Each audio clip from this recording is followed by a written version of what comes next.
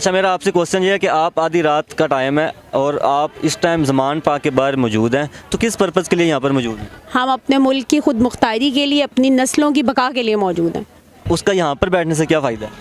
उसका यहाँ पर बैठने से इसलिए फ़ायदा है और उसका ताल्लुक ही यहाँ बैठने से है क्योंकि इमरान खान ने हमें 70 साल से दबी हुई कौम को ये शऊर दिया कि आज हम अपनी बका के लिए उठ खड़े हुए हैं और हम सब यक आवाज़ हैं, यक जान हैं और खान के साथ सिपाही हैं, तैयार हैं।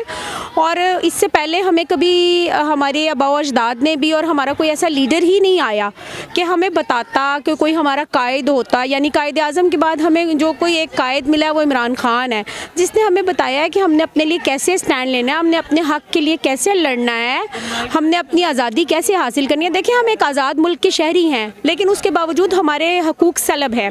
हकूक़ कैसे सलब है? आप देखिए, इमरान रियाज़ है जिसका जहाँ जी चाहता है इन लोगों को उसको दबोच लेते हैं, उसको उठा लेते हैं। तो क्या ये रियासती गुंडागर्दी के तहत काम कर रहे हैं? यहाँ तो कोई रियासती खुद मुख्तारी नज़र नहीं आ रही। हम तो खुद मुख्तार मुल्क के शहरी हैं, हम एक आज़ाद लोग हैं। तो ये लोग हमें जहाँ जी चाहता है ये उठा लेते हैं, जिसका जी चाहता है फवाद चौधरी को ले जाते हैं, अरशद शरीफ को इन्होंने शहीद कराया, हमारे भाई को इमरान रियाज़ को उठा लेते हैं, आरिफ हमीद भट्टी को ले लें, साबिर शाकिर बाहर चला गया। तो एक बेशुमार अनगिनत नाम है, जहाँ इनका जी चाहता है जो कुछ मर्जी कर लेते हैं।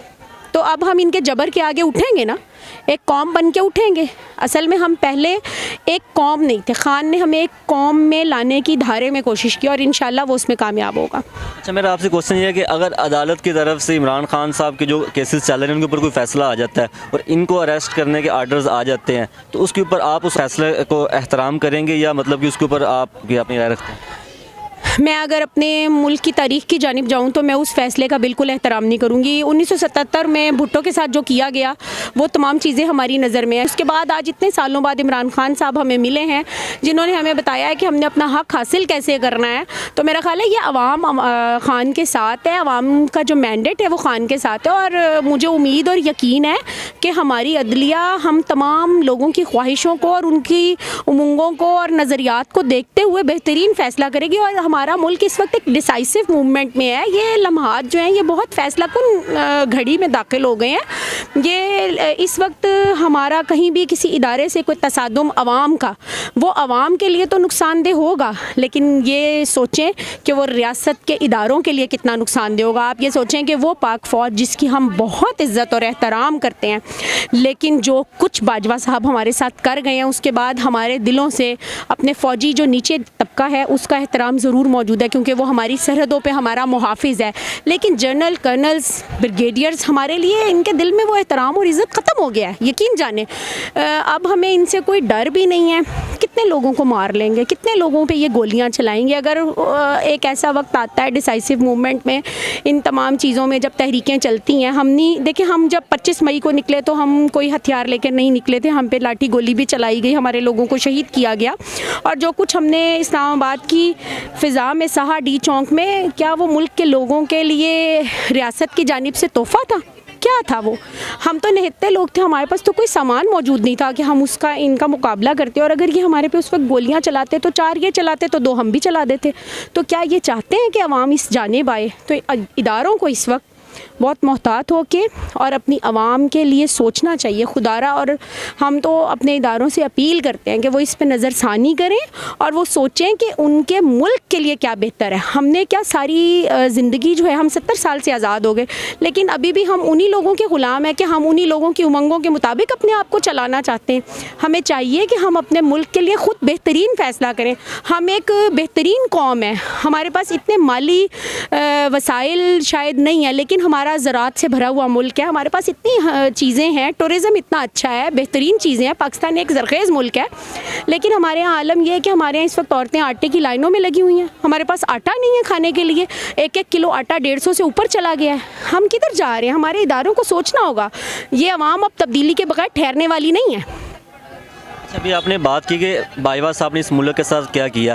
पहले तो चले बाजवा साहब वो आर्मी चीफ थे इस मुल्क के, अब तो बाजवा साहब भी नहीं है। तो जो इस टाइम सारे हालात इतने कशीदा हो गए हैं, इनके पीछे ये कौन रिस्पॉन्सिबल है, कौन करवा रहा है? बिल्कुल, आप ये देखें कि अब आवाम की नज़रों से कोई भी चीज़ पोशीदा नहीं है और हमें तमाम चीज़ें नज़र आती हैं और हमें उनको देखना भी चाहिए खुली आँख से, क्योंकि हम भी इस मुल्क के बासी और शहरी हैं और हक़ रखते हैं अपना। अब आप देखें कि ये जो वज़ीर आला साहब लाए गए इंटरिम पीरियड के लिए, जिनका काम सिर्फ इंटरिम गवर्नमेंट का ये है कि वो 90 डेज़ के लिए आई है, तो वो 90 डेज़ में वही काम करे जो इसका इख्तियार है और जिस इस्तेहकाक के लिए उसको लाया गया कि वो फ्री एंड फेयर इलेक्शन कराए। उसका इस्तेहकाक ये नहीं है कि वो अपने शहरियों पे गोलियां चलाए, उनके घरों में छापे मरवाए, उनकी औरतों की बेहुरमती करे। तो इन लोगों को ये सोचना चाहिए। और इन तमाम चीज़ों के पीछे कौन है, मुझे भी पता है कि वो जो नारे लग रहे हैं ना कि वो जो नामालूम है वो हमको मालूम है, तो वो हमें भी मालूम है।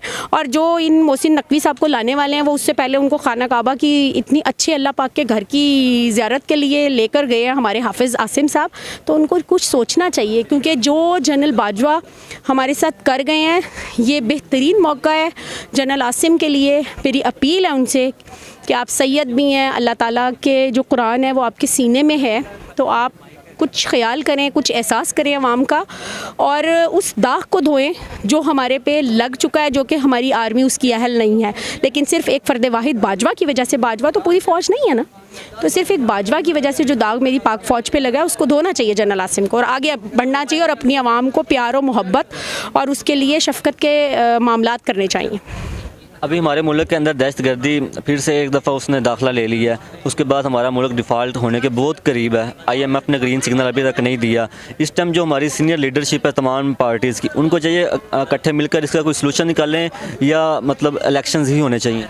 नहीं, इसका हल देखें, इस तरह से तो मुल्क नहीं चलते। इसका हल सिर्फ इलेक्शन है। जब तक स्टेबिलिटी नहीं आएगी, एक हुकूमती चीज़ें नहीं प्लानिंग सामने आ जाती। जब हुकूमत आती है तो वो कुछ प्लान करती है, कुछ चीज़ों को लेकर चलती है। अब आप देखें IMF की तरफ से हम किधर चले गए हैं, डिफ़ॉल्ट हमारे सर पे खड़ा हुआ है, बल्कि हमारे घरों में दाखिल हो चुका है वो। अब आप देखें डॉलर कहाँ चला गया, पेट्रोल कहाँ चला गया, और जो ये धमाके करवाए जा रहे हैं ये किसकी एमा पे करवाए जा रहे हैं। इन लोगों को, करने वालों को और करवाने वालों को सोचना चाहिए कि वो हमारे मासूम पाकिस्तानी शहरी थे, वो भी हमारे ही बहन भाई थे। ज़ाहिरी बात है हमारे अल्फाज से या हमारी चीज़ों से उनकी मजम्मत तो हो सकती है, लेकिन हम उनके प्यारों की ज़िंदगियों तो उनको नहीं लौटा सकते, उनका अजाला तो कुछ भी नहीं है। तो ये जिसकी एमा पे करवा रहे हैं इनको सोचना चाहिए, ये सोचने का मकाम है। देखिए हमारा जो दुश्मन मुल्क, हम जिसको भारत, जिसको हम समझते हैं कि हमारा दुश्मन मुल्क है, हमारे बराबर में ही आज़ाद हुआ है, आज वो हमारे से 2 गुना आगे चला गया है। तो उनकी जो अभी सेटेलाइट चैनल्स के ऊपर हमारे जो मुल्क की इस टाइम इकॉनमी है उसका एक मजाक बनाया जाता है, हेडलाइंस के तौर के ऊपर प्रॉपर एक प्रोग्राम्स पूरे पैकेज चलाए जा रहे हैं। तो उसके ऊपर आप मतलब कि कुछ कहना चाहेंगे? बिल्कुल मैं कहना चाहूँगी। उसकी वजह यह है कि हमारे मुल्क में बेसिकली जमहूरियत को पनपने नहीं दिया गया। हमारे यहाँ अगर जितने भी लोग सियासी तौर पे आए हैं और सियासत करने के लिए सियासतदान आए हैं, उन्होंने लूटा है। ये 30 साल से हमें लूट रहे हैं, ठीक है। जरदारी ख़ानदान है, नवाज शरीफ ख़ानदान है, कोई PDM की जो 14 जमातों का मिक्स 4 पार्टी है, ये लोग टुकड़ा जगह जगह लूट मार कर रहे हैं हमारे साथ पिछले 70 साल से। असल मसला ये है कि हमारे यहाँ इदारों को सियासत में इन्वॉल्व नहीं होना चाहिए। उन लोगों को जमहूरी रवायात और उनका मुल्क इसलिए मुस्तहकम है कि वहाँ पे इदारे इंटरफेरेंस नहीं करते अपनी सियासत में और जमहूरियत में। चाहे जमहूरी निज़ाम जैसा मर्जी हो, लेकिन उसमें फिर भी एक आज़ादी और ख़ुद मुख्तारी की फ़िज़ा होती है, जिसको कायम रखना आवाम के लिए बड़ा ज़रूरी है। हमें भी सांस लेने के लिए आज़ाद फ़िज़ा चाहिए ना। तो हमारे यहाँ मसाइल इसलिए पैदा होते हैं कि तमाम चीज़ें, इदारे जो हैं वो समझते हैं कि वो सुपीरियर हैं। बेशक फ़ौज हमारे लिए बहुत काबिल एहतराम है, इसमें कोई शुबा नहीं है, वो हमारी हिफाजत करते हैं, लेकिन उनको अपनी डोमेन में रह के काम करना चाहिए। उनको हुकूमती मामलात में नहीं आना चाहिए। जब ये लोग हुकूमत में आते हैं तो हम लोग माशी तौर पर भी बदहाली की जानिब जाते हैं, हमारा इस्तेहकाम भी ख़राब होता है, हमारे सियासी मामलात भी ख़राब होते हैं। आप देखेंगे जो कुछ बाजवा साहब ने करवाया है वो इतना खुलेआम है कि बच्चे की ज़बान पे है और हमें वो नज़र आ रहा है और उसकी सबूत भी हैं, उनकी तमाम चीज़ें भी हैं। मुझे ये बताएं कि कभी आपने कोई ऐसा जर्नैल देखा है फ़ौजी जो रिटायर होता है जनरल, तो वो अपने मुल्क में रहो। कियानी साहब ऑस्ट्रेलिया चले गए, वो जो शरीफ साहब थे, राहील शरीफ, वो सऊदी अरेबिया चले गए, ये साहब अब स्पेन जर्मनी पता नहीं कहाँ जा रहे हैं, उससे पहले वाले मुशर्रफ साहब भी कहाँ से कहाँ चले गए। तो ये लोग तो यहाँ पे रहने के लिए हैं ही नहीं, ये सिर्फ आते हैं हमारे पे हुक्मरानी करते हैं, ये अपने आप को सुपीरियर चीज़ समझते हैं, जबकि ये सुपीरियर नहीं है। ये मेरे टैक्स के पैसे से हम इनको सैलरी पे करते हैं, इनको हमने अपनी मुहाफ़िज़ ज़रूर बनाया है, हमने इनको अपना सहूलत के लिए ज़रूर रखा है, लेकिन ये हमारे सर पर ना चढ़ें, ये हमें दबाएँ ना। अब वो वक्त चला गया, हमने 70 साल इनकी सारी चीज़ें मान ली हैं, सह ली हैं, लेकिन अब ये अवाम नहीं सहेगी, अब हमें समझ आ गई है। जवेद हाशमी साहब कहते हैं कि ये जो हमारे मुल्क के अंदर में चीफ आता है, ये खेल है कौन बनेगा अरबपति। क्या आप उनकी बात से मुतफिक हैं? हाँ बिल्कुल ऐसे ही है। ऐसे ही है। आप देखें ना कितने जनरल्स की कहाँ कहाँ जायदादें अरबों खरबों में चली गई हैं, फिर वो यहाँ रहते भी नहीं है, तमाम पैसा लपेटते हैं, लेके बाहर चले जाते हैं। उसकी वजह ये है ना उनका स्टेक यहाँ, ना उनकी औलाद यहाँ, ना उनकी जायदाद यहाँ। मेरे और आपके बच्चे भी यहीं हैं, मेरा स्टेक भी यही मुल्क है, तो हमें तो लड़ना है इसके लिए और हम लड़ेंगे। चलें, उनकी तो ये खेल है कौन बनेगा अरबपति, तो हम इस मुल्क के अंदर अपना पॉजिटिव किरदार कैसे अदा कर सकते हैं? बिल्कुल हम पॉजिटिव किरदार अदा कर सकते हैं। हम अपने वोट की ताकत से अपने लिए एक ऐसा नुमाइंदा चुनें जो कि हमारे जहन के मुताबिक, जो कि हमारी उमंगों के मुताबिक हमारे लिए फ़ैसला करे, हमें ग़ुलामी वाली तरफ ना लेकर जाए, हमारे ऊपर बाहर से लाए हुए फ़ैसलों को इम्पोज़ ना करे, बल्कि हमारी आवाम की उमंगों के मुताबिक करे। और वो इमरान खान साहब आए हैं और वो इसीलिए बाहर की क़ुव्वतों के लिए भी ख़तरे की अलामत बने और इन हमारे लोगों के लिए भी, क्योंकि इन हमारे सियासतदानों ने 70 साल में इतना काला धन इकट्ठा कर लिया है, इतने अरबों डॉलर्स कर लिए हैं। अब इनको उसकी तकलीफ़ है कि खान उनके लिए आवाज़ बुलंद करता है। देखिए अरशद ने भी सवाल किया तो उसको मार दिया गया, इमरान रियाज भी यही सवाल करता है। और ये कितने अरशद कितने लोगों को मारेंगे, कितने लोगों को शहीद करेंगे? या तो आज अवाम ही अवाम है। आ जाए आपकी बात को यहाँ पे काटूंगा, जो हम वोट डालते हैं, जिसको डालते हैं, क्या उसी हमारा वोट सही निकलता है? यही तो मसला है, हम किस चीज़ के लिए लड़ रहे हैं? ये जो खान साहब यहाँ तक आ गए हैं, हम क्यों जंग लड़ रहे हैं? हम इसीलिए तो लड़ रहे हैं कि हमें अपने वोट की ताकत से ही आना है और हमें अपने वोट की ताकत का इनको एहसास दिलाना है, इन इदारों को। 2018 में जो इमरान खान साहब आए हैं, क्या वोट की ताकत से आए थे? बिल्कुल वोट की ताकत से आए थे, बिल्कुल आए थे। ओके, बहुत शुक्रिया।